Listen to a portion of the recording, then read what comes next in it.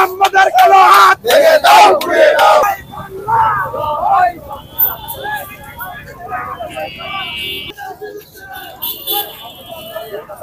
Direct action! Direct action! রাজপথে name is না,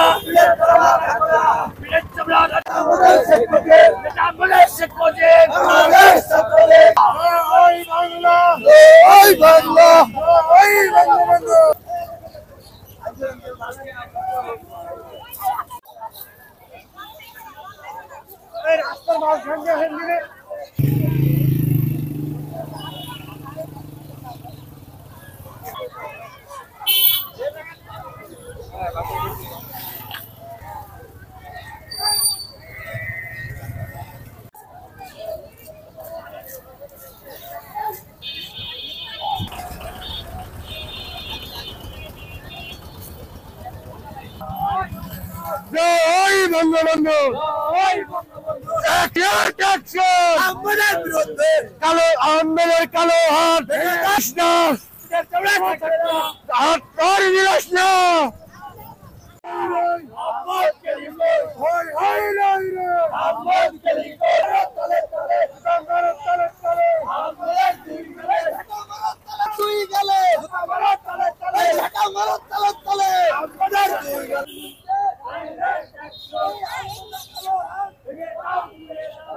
আমরা বাড়ির ট্যাক্স দিই, পানির ট্যাক্স দিই, কিন্তু আমরা কিছু পাই না এই জায়গায়।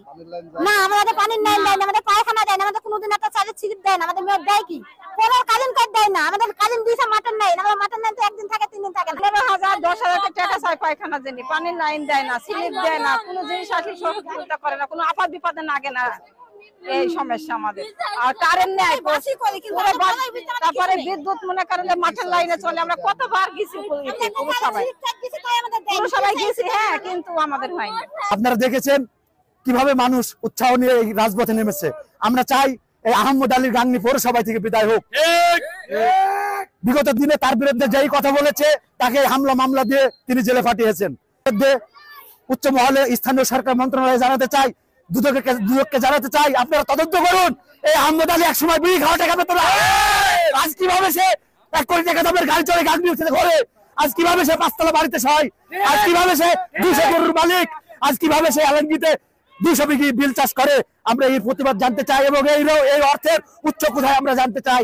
রফিকের মতো মাদক সম্রাট বানিয়ে দীর্ঘদিন ধরে এখানে যিনি পৌর মেয়র হিসেবে দায়িত্ব পালন করছেন, তিনি কিন্তু ভয় ভীতি দেখিয়ে মামলা হামলা সর্বোচ্চ যেভাবে দেওয়ার দরকার সেগুলাও দিয়েছে। এবং আমি কিন্তু নিজেও এই আহমেদ আলীর ক্রোধের শিকার হয়েছি। গাংনী পৌরবাহী সহ গাংনী উপজেলার জনসাধারণ কিন্তু সকলে জানে।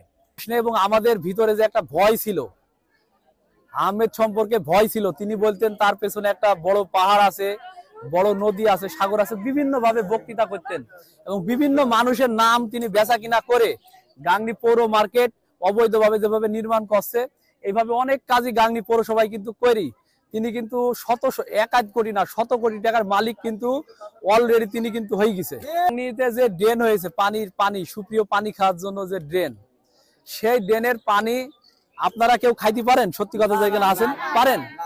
পান না। কিন্তু আগে গলিতে গলিতে লাইট থেকে শুরু করে পৌরসভার যে ছিল সেটা কিন্তু বন্ধ হয়ে গেছে।